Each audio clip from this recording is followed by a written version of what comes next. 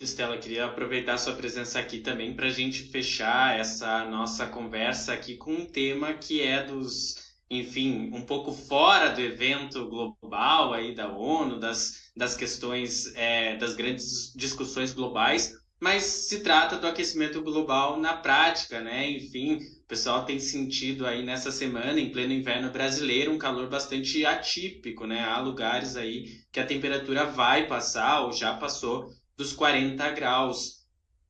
Parece ser um anúncio de um futuro bastante desafiador, bem pouco promissor nesse sentido.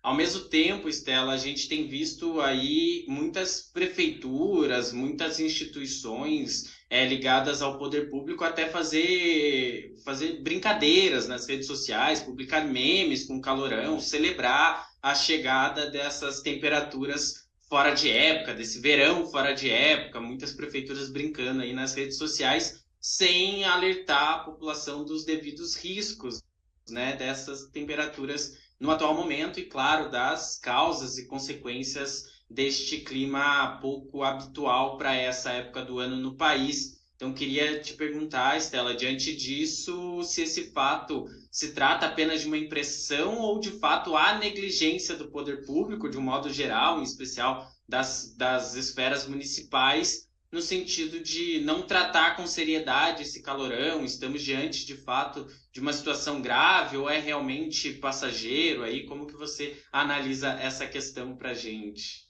Ondas de calor, né, que a gente diz que é uma onda de calor quando está por alguns dias, né, pelo menos 3 dias consecutivos, 5 graus acima da média. São fenômenos que até são relativamente comuns nessa transição entre o inverno e a primavera, mas é claro que o que a mudança climática faz é deixar todos esses eventos extremos, e aí não só a onda de calor, mas as chuvas e as inundações no sul, as inundações em outras partes do planeta, os incêndios no Canadá, enfim, todos esses eventos, a temporada de furacões, tudo isso fica mais intenso e mais frequente com as mudanças climáticas. É muito difícil você fazer a conexão de causa e efeito quando você pega um evento de tempo, não de clima, né? Porque o clima da Terra é um filme e o tempo, né, é aquilo que está acontecendo naquele dia. É muito difícil fazer essa conexão, mas o que você sabe é que a frequência e a intensidade deles está se tornando cada vez mais frequente, mais intenso com as mudanças climáticas. E isso está acontecendo muito mais rápido e muito mais cedo do que os cientistas tinham previsto. Então, a mudança climática, ela não é uma coisa do futuro, que a gente falava assim, até 2100, até o fim do século, as futuras gerações. Não.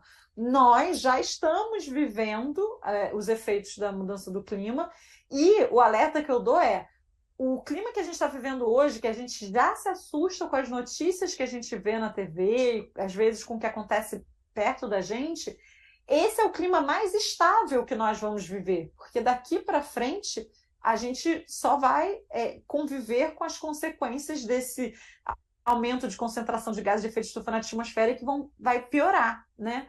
Então a gente precisa agir rápido para a gente conseguir reverter, mas isso tudo leva tempo. Essa onda de calor que a gente está experimentando agora, que você mencionou, ela está sendo intensificada, então, pelas mudanças climáticas e também pelo El Niño, que é um fenômeno também comum, que a gente já estava habituado, mas que esse ano está vindo com especial força. Então, é isso, a gente vai enfrentar esses eventos cada vez de maneira mais recorrente. E isso, é claro, como você falou, oferece um risco à saúde. No caso de uma onda de calor, principalmente as populações mais vulneráveis, tanto na idade, né? Então os mais velhos e os bebês, as crianças e os mais novos são especialmente vulneráveis. Pessoas que já têm doenças cardiovasculares, respiratórias, elas estão especialmente vulneráveis a eventos como uma onda de calor. Então a gente realmente tem que ter atenção.